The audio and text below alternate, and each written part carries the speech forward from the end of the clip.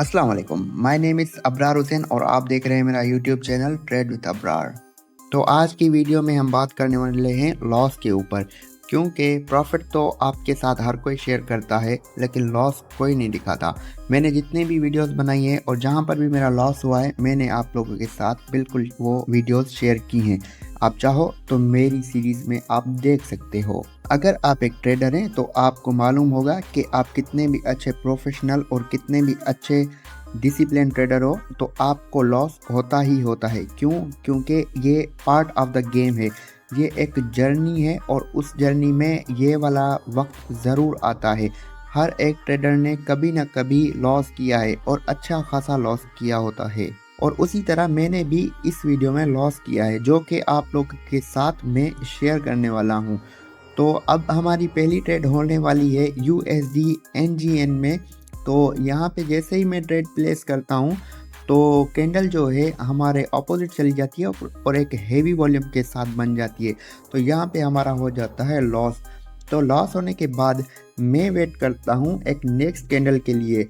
अब next candle देखते हैं कि हमारे फेवर में बनती है या हमारे ऑपोजिट बनती है। अब ज़्यादातर ट्रेडर्स क्या करते हैं कि फ़ौरन से मार्टिंगल ले लेते हैं।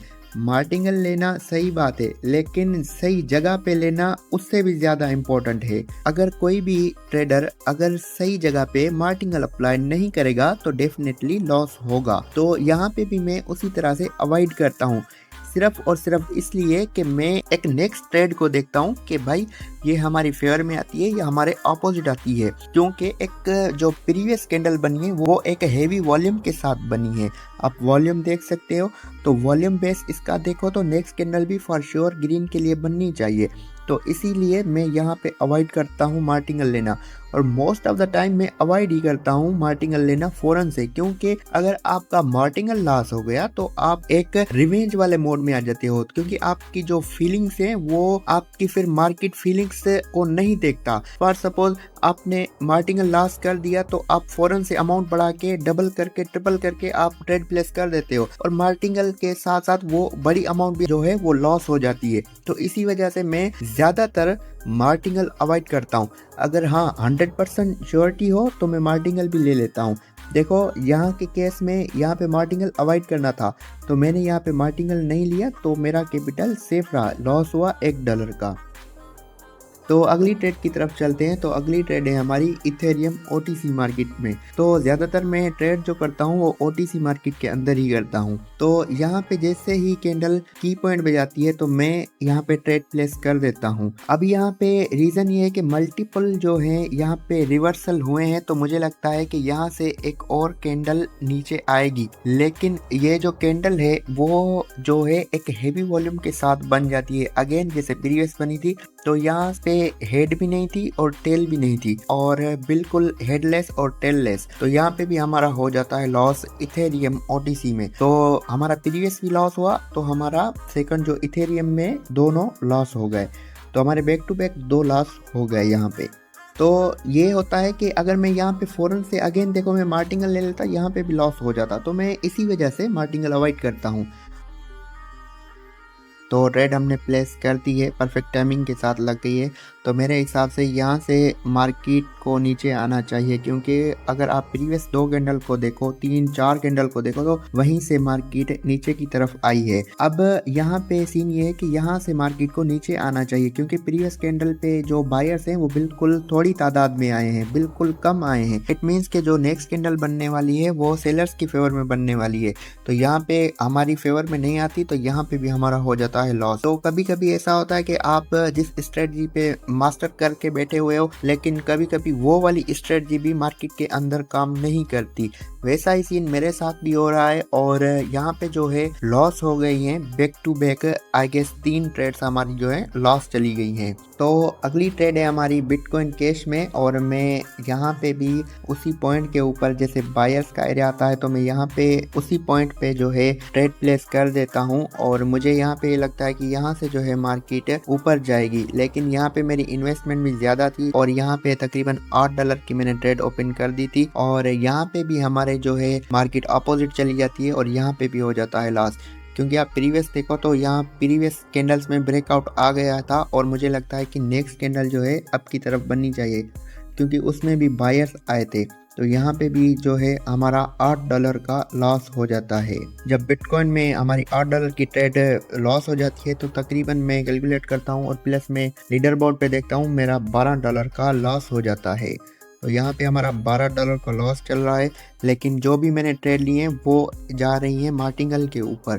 तो मुझे एक बात क्लियर हो गई थी कि यहाँ पे एरर कैंडल्स जो हैं ज़्यादा बन रही हैं और यहाँ पे जो है एरर कैंडल बनने के बाद मार्केट जो है ट्रेप कर रही है और हमारा लॉस करवा रही है और मार्टिंगल पे ट्रेड्स ज़्यादातर शिफ्ट हो रही हैं। मार्टिंगल लो तो प्रॉफिट है, अगर ना लो तो नुकसान है। यहाँ पे भी आप देख सकते हो बिटकॉइन कैश के अंदर भी नेक्स्ट कैंडल पे ट्रेड चली गई। तो अगली ट्रेड की तरफ चलते हैं। वो अगली ट्रेड है मेरी NZD CHF OTC मार्केट है। तो यहाँ पे भी मैंने की पॉइंट पे उसकी जो है ट्रेड प्लेस की है और मुझे लगता है यहाँ से मार्केट ऊपर जाएगी और यह वहीं से मार्केट ऊपर चली जाती है। यहाँ पे हमारा हो जाता है प्रॉफिट। तो हमने यहाँ पे $6 लगाए थे और $6 का जो है हमारा प्रॉफिट हुआ, तो हमारा टोटल लॉस बाकी बचा था $6। यहाँ पे परसेंटेज आप देख सकते हो NZD CHF में यहाँ पे परसेंटेज बिल्कुल डाउन हो गया था।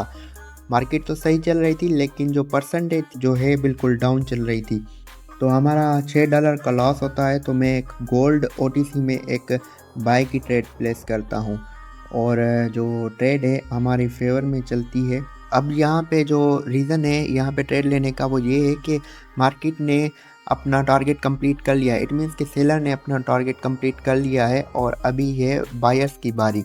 लेकिन यहाँ पे जो ट्रेड प्लेस हो जाती है 1.5 मिनट की आई गेस हो जाती है और यहाँ पे मेरा जो सेफ्टी मार्जिन है वो बिल्कुल मतलब कि ऊपर जाके लगती है ट्रेड। तो जो मैंने गोल्ड OTC मार्केट के अंदर ट्रेड प्लेस की थी वो काफ़ी देर में जाके लगी और जहाँ ट्रेड लगी तो मेरी ट्रेड बिल्कुल ही ऊपर लगी और ट्रेड ऊपर लगने की वजह से यहाँ पे मेरा लॉस हुआ। क्योंकि अगर आप देख सकते हो कैंडल तो ग्रीन बनी है लेकिन जो मेरी सेफ्टी मार्जिन थी इस ट्रेड में गोल्ड में अंदर बिल्कुल नहीं थी और यहाँ पे हमारा गोल्ड OTC में भी हो जाता है लॉस।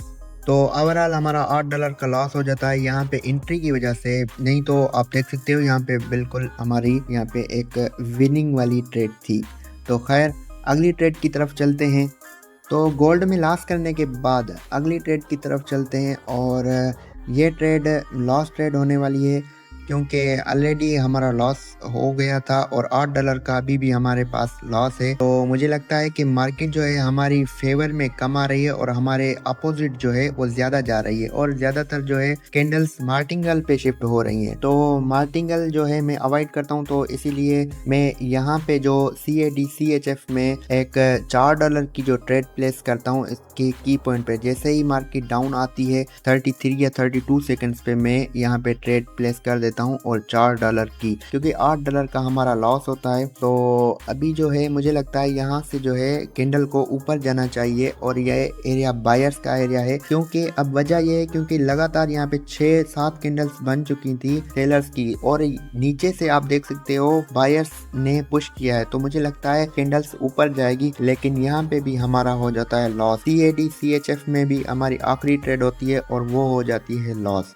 तो भाई इस तरह से लॉस होता है। अभी मैं ज़्यादा रिवेंज ट्रेड नहीं करता मजीद, इसलिए क्योंकि अभी जो है मैं ये सोच रहा था कि मैं अगर अपना छोटा लॉस एक्सेप्ट ना करूं तो अभी जो है मार्केट मेरा बड़ा लॉस करवा देगी। तो इसलिए मैंने अपने छोटे लॉस को एक्सेप्ट किया बड़े लॉस से बचने के लिए। तो अभी जो है यहीं पे $112 पे मैं अपनी ट्रेड को बंद करता हूँ। अगर ये वीडियो आपको इन्फॉर्मेटिव लगी है तो मेरे चैनल ट्रेड विद अब्रार को ज़रूर सब्सक्राइब करें और कमेंट में बताएं कि आपका हाई लॉस कितना है।